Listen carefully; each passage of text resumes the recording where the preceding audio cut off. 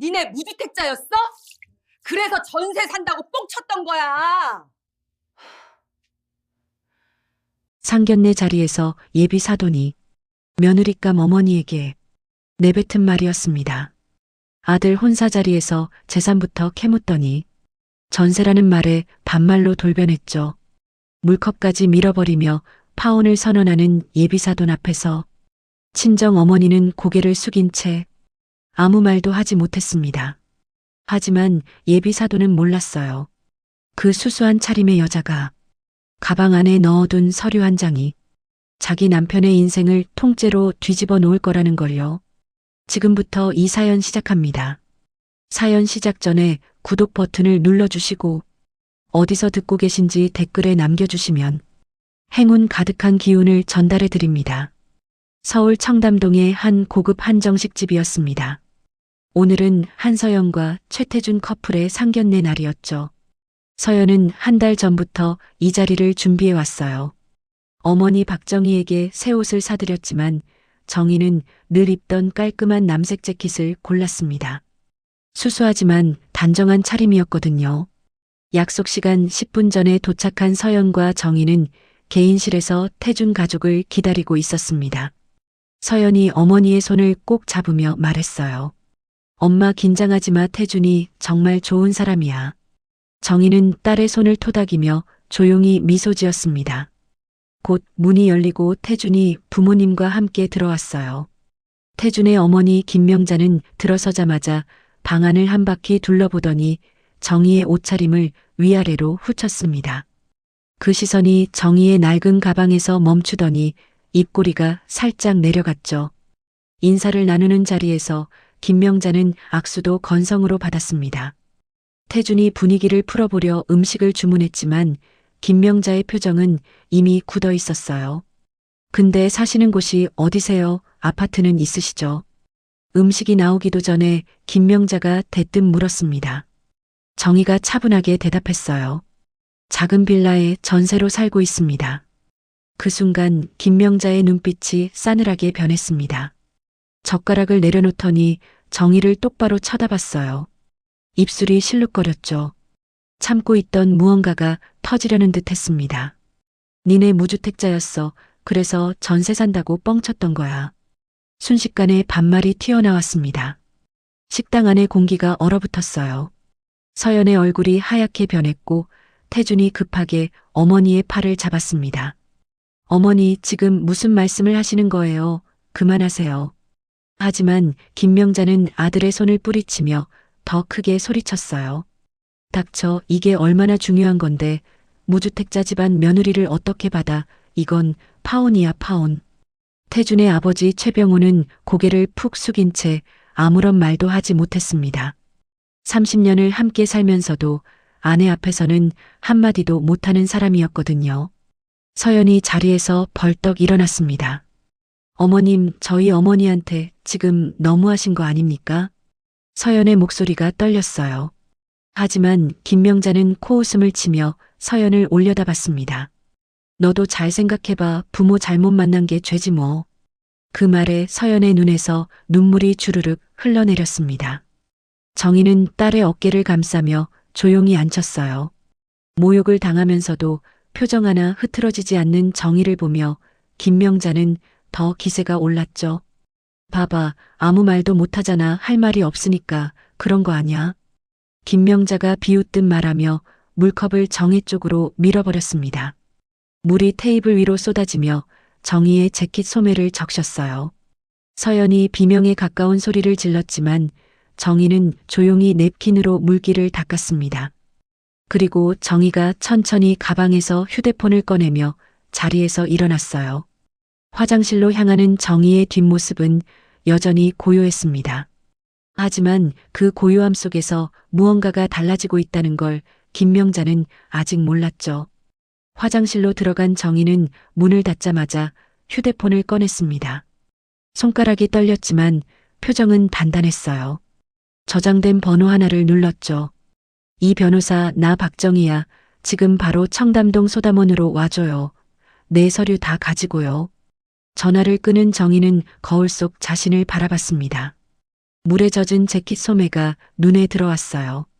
28년 전 남편이 세상을 떠나고 혼자 서연을 키우던 시절이 떠올랐습니다.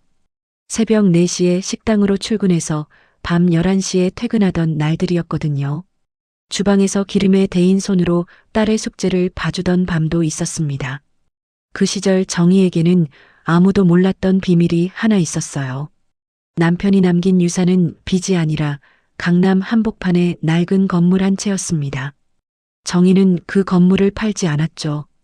식당 월급을 쪼개며 건물 대출을 갚아나갔고 15년에 걸쳐 한 채가 두 채가 되고 두 채가 세 채가 되었습니다. 지금 그 빌딩 세 채의 시가는 총 800억 원이었어요. 하지만 정희는 딸에게도 이 사실을 말하지 않았습니다. 돈 때문에 사람이 변하는 걸 너무 많이 봐왔거든요. 서연이 스스로의 힘으로 당당하게 살기를 바랐던 거예요. 그래서 여전히 작은 빌라에서 수수하게 살았고 식당 보조일도 그만두지 않았죠. 정희가 화장실에서 나오는 동안 상견례 자리에서는 김명자의 폭주가 계속되고 있었습니다. 김명자는 가방에서 서류 한 장을 꺼내 테이블 위에 탁 내려놨어요. 파혼 각서야 여기 서명에 위자료 같은 건 생각도 마. 서연이 그 서류를 보고 눈이 휘둥그레졌습니다. 진짜 파혼 각서를 준비해 온 거였어요. 처음부터 이걸 노리고 왔다는 뜻이었죠. 어머님, 이건 너무하신 거 아닙니까? 태준 씨와 저는 인연을 만나왔어요. 서연의 목소리가 갈라졌습니다. 하지만 김명자는 눈 하나 깜짝하지 않았어요. 2년이든 3년이든 집안이 안 맞으면 끝이야. 우리 태준이가 왜 무주택자 집 며느리를 해? 태준이 주먹을 꽉 쥐었지만 입을 열지 못했습니다. 어머니에게 대들어본 적이 한 번도 없는 사람이었거든요. 최병호도 마찬가지였어요. 고개를 숙인 채 젓가락만 만지작거리고 있었죠. 그때 정희가 다시 자리로 돌아왔습니다. 아까와 달라진 건 아무것도 없었어요. 여전히 수수한 차림에 조용한 표정이었죠. 하지만 눈빛만은 달랐습니다. 깊고 고요한 눈 속에 단단한 무언가가 자리 잡고 있었거든요. 정희는 파혼각서를 한번 내려다보더니 서연의 손을 잡았습니다. 서연아, 괜찮아. 엄마가 다 해결할게. 서연이 고개를 들어 어머니를 바라봤어요. 정희의 눈에서 처음으로 차가운 빛이 스쳤습니다. 28년 동안 딸을 위해 모든 걸 참아왔던 여자가 처음으로 그 참을성의 끈을 놓으려 하고 있었죠. 김명자는 그런 정희를 보며 코웃음을 쳤습니다. 해결은 무슨 해결, 당신이 뭘 해결한다는 거야? 김명자의 비웃음이 방 안에 울렸어요. 하지만 정희는 대답하지 않았습니다. 그저 시계를 한번 내려다봤을 뿐이었죠. 전화를 건 지 3분이 지나고 있었습니다. 김명자는 정희의 태도가 마음에 들지 않았습니다. 모욕을 당하면서도 의연한 모습이 오히려 신경을 긁었거든요. 자기가 무시하는 사람은 울거나 빌어야 마땅하다고 생각하는 여자였죠. 아까부터 보니까 아무 말도 못하더라. 할 말이 없어서 그런 거잖아. 김명자가 정희를 향해 손가락질을 했습니다. 정희는 여전히 고요한 표정이었어요. 그 침묵이 김명자의 화를 더 돋웠죠. 식당에서 설거지하면서 딸 키웠다며 그런 주제에 우리 집안에 시집 보내겠다고 상견례를 잡아. 서연이 의자를 박차고 일어났습니다. 얼굴이 붉게 달아올라 있었어요. 더 이상 참을 수 없었던 거죠. 어머님, 지금 저희 엄마 직업을 가지고 모욕하시는 겁니까? 하지만 김명자는 오히려 서연을 위아래로 훑어보며 한숨을 내쉬었어요. 마치 하찮은 것을 보는 듯한 눈빛이었습니다. 모욕이 아니라 현실을 말하는 거야. 세상에 무주택자의 식당 보조 엄마를 둔 며느리를 누가 받아? 그 순간 태준이 자리에서 일어섰습니다. 30년 동안 어머니에게 한 번도 목소리를 높여본 적 없는 사람이었지만 서연의 눈물을 보는 순간 뭔가가 터진 거였어요. 어머니, 제발 그만하세요. 저 서연이랑 헤어질 생각 없어요. 방 안이 순간 조용해졌습니다. 김명자의 얼굴이 벌겋게 달아올랐어요. 아들이 자기 앞에서 반항하는 건 처음이었거든요. 하지만 김명자는 금방 표정을 추스르더니 최병호를 돌아봤습니다. 여보 당신도 한마디 해. 아들이 지금 엄마한테 대드는 거 보고만 있을 거야. 최병우가 고개를 들었습니다. 하지만 입을 열었다 닫기를 3번이나 반복했어요. 결국 나온 말은 고작 이것뿐이었죠. 태준아, 어머니 말씀도 일리가 있으니까 좀 생각을 해보자. 태준의 눈에서 실망감이 스쳤습니다. 30년째 아내의 입 노릇만 하는 아버지였어요. 김명자는 승리했다는 듯 입꼬리를 올리며 다시 정의를 향해 돌아섰습니다. 자, 이제 정리하죠. 파혼각서에 도장 찍고 깔끔하게 헤어지는 거야. 괜히 시간 끌지 말고. 김명자가 파혼각서를 정의 앞으로 밀었어요. 볼펜까지 옆에 놓았습니다. 서연이 그 서류를 낚아채려 했지만 정의가 딸의 손목을 부드럽게 잡았어요. 서연아, 잠깐만 기다려.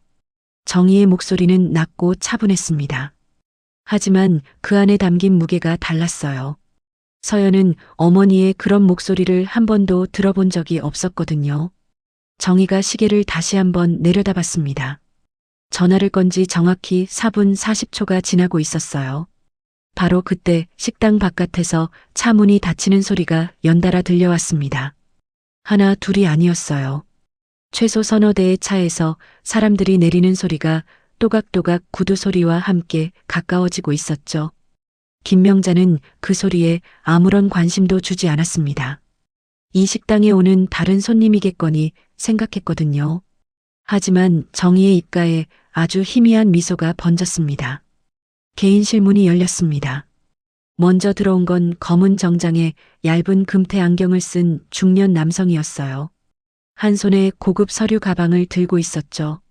그 뒤로 정장 차림의 사람들이 줄줄이 들어왔습니다. 2명, 3명, 4명, 5명, 그리고 6명. 총 6명의 정장 차림 남녀가 좁은 개인실을 가득 채웠어요. 김명자가 눈살을 찌푸렸습니다. 갑자기 웬 사람들이 들이닥치나 싶었죠. 뭐야, 여기 예약된 방인데 다른 손님 아니에요. 하지만 그 사람들은 김명자를 쳐다보지도 않았어요. 선두에 선 남성이 곧장 정의에게 다가가더니 허리를 깊이 숙였습니다. 사모님 연락받고 바로 왔습니다. 말씀하신 서류 전부 준비해 왔습니다. 사모님이라는 호칭에 방 안의 공기가 얼어붙었어요. 김명자의 눈이 커졌습니다. 최병우도 고개를 번쩍 들었죠. 서연 역시 어리둥절한 표정으로 어머니를 바라봤어요. 태주는 입을 벌린 채 아무 말도 하지 못했습니다. 정의가 자리에서 천천히 일어났어요. 아까까지의 수수한 어머니가 아니었습니다. 등을 곧게 펴고 턱을 살짝 들어 올린 정의의 모습에서 28년간 숨겨왔던 다른 얼굴이 드러나고 있었죠. 이 변호사 수고했어요. 여기 앉으세요. 정의가 자연스럽게 이도현 변호사를 옆자리에 앉혔습니다.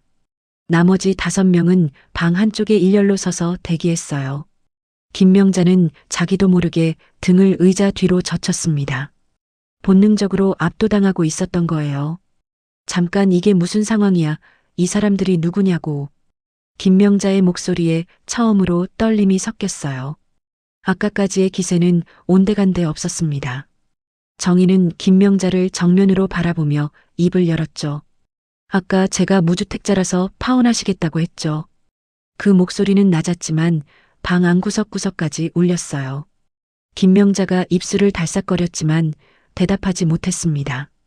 정의가 이도현에게 고개를 끄덕였어요. 이도현이 서류 가방을 열었습니다. 가죽 가방 안에서 나온 건 깔끔하게 정리된 서류 뭉치였어요. 이도현이 첫 번째 서류를 테이블 위에 펼쳤습니다. 어사 크기의 종이 위에 대한민국 법원이라는 직인이 선명하게 찍혀 있었죠. 등기부등본이었습니다. 이도현이 서류의 한 부분을 손가락으로 짚었어요. 소유자 란에 적힌 이름은 박정희. 소재지는 서울특별시 강남구. 김명자의 시선이 그 이름 위에 고정됐습니다. 입이 벌어지기 시작했어요. 하지만 이건 시작에 불과했죠. 이도현이 2번째, 3번째 등기부등본을 연달아 꺼내 나란히 펼쳤거든요. 강남 빌딩 3채. 소유자 전부 박정희. 시가총액 800억 원. 김명자의 얼굴에서 핏기가 사라졌습니다. 800억이라는 숫자가 김명자의 머릿속을 강타했습니다. 손끝이 저릿저릿했어요. 눈앞에 펼쳐진 등기부등본 3장이 현실이 아닌 것 같았죠. 하지만 대한민국 법원 직위는 너무도 선명했습니다. 이게 진짜야. 이 사람이 빌딩을 3채나 가지고 있다고. 김명자의 목소리가 갈라졌어요. 정의를 가리키는 손가락이 부들부들 떨리고 있었습니다. 이도현 변호사가 차갑게 대답했죠. 박정혜 사모님은 강남 일대 부동산 3건의 단독 소유주이십니다. 시가총액 800억 원이며 연간 임대 수익만 42억 원입니다. 42억이라는 숫자에 김명자의 다리가 풀렸어요. 의자 등받이를 잡고 겨우 버텼습니다. 최병호도 입을 딱 벌린 채 정의를 바라봤죠. 태주는 서연을 돌아봤지만 서연 역시 충격에 말을 잃은 상태였어요. 자기 어머니가 800억 원의 자산가라니 서연도 처음 듣는 이야기였거든요. 서연이 떨리는 목소리로 물었습니다. 엄마, 이게 다 무슨 말이야? 정의가 딸의 눈을 바라보며 조용히 말했어요. 나중에 다 설명해 줄게. 지금은 엄마를 믿어. 서연이 고개를 끄덕였습니다. 어머니의 눈빛이 그 어느 때보다 단단했거든요. 정의가 다시 김명자를 향해 돌아섰어요. 아까 무주택자라고 하셨죠? 맞아요. 저는 집이 없어요. 정의의 입가에 아주 옅은 미소가 번졌습니다. 빌딩만 3채 있거든요. 그 한마디에 김명자의 얼굴이 하얗게 질렸어요. 입술이 파르르 떨렸지만 아무런 말도 나오지 않았죠. 방금 전까지 무주택자라며 온갖 모욕을 퍼붓던 자신의 모습이 주마등처럼 스쳐 지나갔을 겁니다. 김명자의 태도가 180도 바뀌기 시작했어요. 떨리는 손으로 아까 꺼냈던 파온 각서를 허겁지겁 집어들더니 구겨서 가방에 쑤셔 넣었습니다. 아니, 그러니까 그게 내가 잠깐 오해를 한 거지. 파온이라니 누가 그런 말을 했어. 불과 5분 전에 자기 입으로 외쳤던 파온을 없던 일로 만들려는 거였죠. 정의는 그런 김명자를 가만히 내려다봤습니다. 말없이 바라보는 그 눈빛에 김명자의 등에서 식은땀이 흘러내렸어요. 이도현이 2번째 서류 뭉치를 꺼냈습니다. 이번에는 등기부등본이 아니었어요. 녹취록이었죠. 오늘 상견례 시작부터 지금까지의 녹음 파일 기록지가 깔끔하게 정리되어 있었습니다. 정의가 화장실에서 전화를 걸기 전 휴대폰 녹음 버튼을 눌러뒀던 거예요. 무주택자 집안 며느리는 못 받는다. 부모 잘못 만난 게 죄지. 식당에서 설거지하면서 딸 키웠다며. 김명자가 내뱉었던 모든 말이 기록되어 있었습니다. 김명자의 입술이 파랗게 질려갔어요. 김명자는 녹취록을 보며 손이 벌벌 떨렸습니다. 자기가 내뱉은 말들이 문서로 정리되어 있다는 사실이 공포로 다가왔어요. 모욕죄와 명예훼손 소송감이라는 건 법을 모르는 김명자도 본능적으로 느꼈죠. 하지만 진짜 충격은 아직 시작도 되지 않았습니다. 이도현이 3번째 서류를 꺼냈어요. 이번에는 또 다른 등기부등본이었습니다. 하지만 앞에 3장과는 달랐어요. 이도현이 그 서류를 김명자가 아닌 최병호 앞에 놓았거든요. 최병호 사장님, 혹시 이 주소를 아시겠습니까? 최병호가 서류를 내려다봤습니다. 순간 그의 얼굴이 흑빛으로 변했어요. 서류에 적힌 주소는 자신의 인쇄소가 있는 건물이었거든요. 30년간 새들어 장사해온 바로 그 건물이었습니다. 이 건물이 왜 여기서 나오는 거야? 최병호의 목소리가 떨렸어요. 이도현이 등기부등본의 소유자 란을 손가락으로 짚었습니다. 거기 적힌 이름은 박정희. 최병호가 새 들어 사는 건물의 주인이 바로 눈앞에 앉아있는 여자였던 거예요. 김명자와 최병호의 얼굴이 동시에 파랗게 질렸습니다. 30년 동안 건물주의 얼굴도 모른 채 월세를 내왔던 거였어요. 관리는 전부 부동산 관리 회사를 통했으니 당연히 알 수가 없었죠. 정의가 이도현을 바라보며 물었습니다. 이 변호사 최병호 씨 인쇄소 건물 임대차 계약 갱신일이 언제였죠? 이도현이 서류를 넘기며 대답했어요. 내일입니다, 사모님. 내일이라는 단어에 최병호의 몸이 굳었습니다. 30년간 매번 자동으로 갱신되던 임대차 계약이었어요. 한 번도 문제가 된 적이 없었죠. 하지만 지금 상황은 완전히 달랐습니다. 갱신 거절 통보서 준비됐나요? 정희의 물음에 이도연이 고개를 끄덕이며 서류 가방에서 마지막 봉투를 꺼냈어요. 그 순간 김명자가 의자에서 미끄러지듯 바닥으로 내려왔습니다. 무릎이 바닥에 닿는 둔탁한 소리가 방 안에 울렸어요. 30년간 남편의 인쇄소가 전부인 집안이었거든요. 그 인쇄소를 잃으면 남는 건 아무것도 없었습니다. 사사돈어른 제가 눈이 멀었습니다. 제발 용서해 주세요. 김명자의 목소리가 갈라졌어요. 불과 10분 전까지 박정희를 무주택자라고 비웃던 여자가 바닥에 이마를 대고 빌고 있었습니다. 최병호도 허겁지겁 자리에서 일어나 아내 옆에 무릎을 꿇었어요. 박 여사님, 제발 인쇄소만은 살려주십시오. 정희는 바닥에 엎드린 두 사람을 차갑게 내려다봤습니다. 아까 자신에게 물을 끼얹던 손이 지금은 바닥을 짚고 있었어요. 정희의 눈빛에는 분노도 연민도 없었습니다. 그저 단단한 결심만이 있었죠. 정희는 바닥에 엎드린 김명자를 한참 동안 내려다봤습니다. 식당 개인실 안에는 김명자의 흐느끼는 소리만 울리고 있었어요. 최병호는 무릎을 꿇은 채 고개를 들지 못하고 있었죠. 정희가 천천히 입을 열었습니다. 아까 제 딸에게 뭐라고 하셨죠? 부모 잘못 만난 게 죄라고요. 김명자가 고개를 세차게 저으며 매달렸어요. 그건 제가 정말 미쳤었어요. 제발 한 번만 봐주세요. 인쇄소가 없으면 저희 가족은 끝이에요. 정희의 표정은 변하지 않았습니다.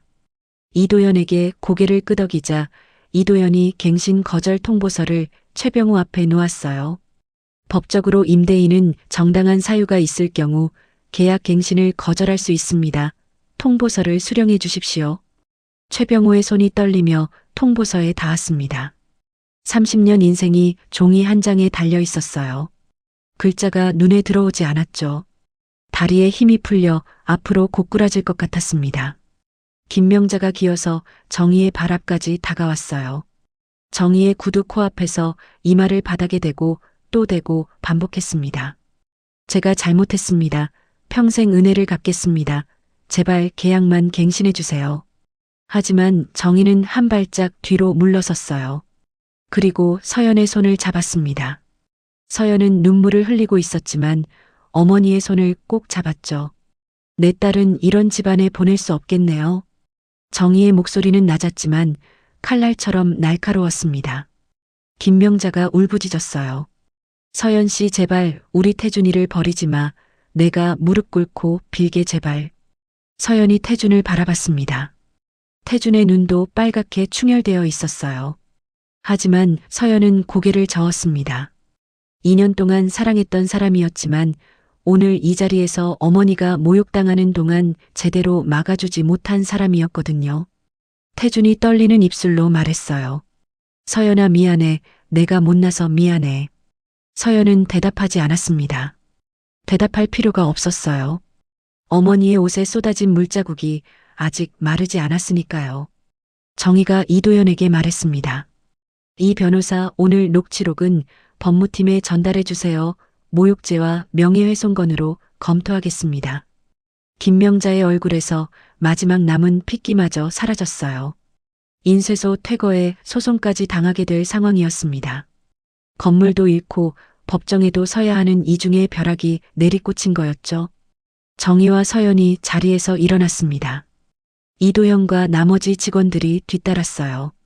문을 열고 나가려는 정희의 뒤에서 김명자의 울음소리가 점점 커졌지만 정희는 뒤를 돌아보지 않았습니다. 다음 날 아침이었습니다. 최병호는 밤새 한숨도 자지 못한 얼굴로 인쇄소 건물을 찾아갔어요. 혹시나 하는 마음이었죠. 직접 찾아가서 사정하면 마음을 돌려줄지도 모른다고 생각했거든요. 하지만 건물 로비에는 이미 이도연 변호사가 서류 가방을 들고 서 있었습니다. 최병호를 본 이도연이 정중하지만 차가운 목소리로 말했어요. 최 사장님, 계약 갱신 거절 통보서는 어제 수령하셨으니 3개월 이내에 건물을 비워주시기 바랍니다.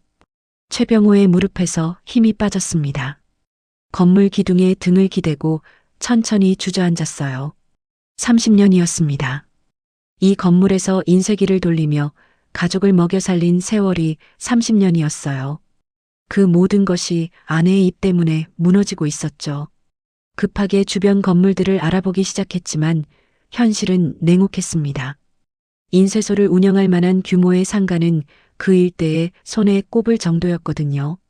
게다가 알아볼수록 소름이 돋는 사실을 깨달았어요. 주변 대형 건물 세 채가 전부 박정의 소유였던 겁니다. 그 일대 상권을 사실상 한 사람이 장악하고 있었죠. 부동산 중개업소를 돌아다녀도 결과는 같았어요. 이 근처에 인쇄소 들어갈 만한 자리는 없습니다. 최소 2, 3km 밖으로 나가셔야 해요. 2, 3km 밖이라는 건 기존 거래처를 전부 잃는다는 뜻이었습니다. 30년간 쌓아온 단골 거래처들이 하나둘 전화를 걸어왔어요. 최 사장님 이사하시면 그때 다시 연락 주세요. 거리가 멀면 저희도 다른 데 맡겨야 해서요. 거래처들이 등을 돌리기 시작했습니다. 인쇄 장비 이전 비용만 수억 원이었고 새 건물 보증금까지 합치면 도저히 감당할 수 없는 금액이었어요. 설상가상으로 은행에서 대출금 상환 독촉장이 날아왔습니다.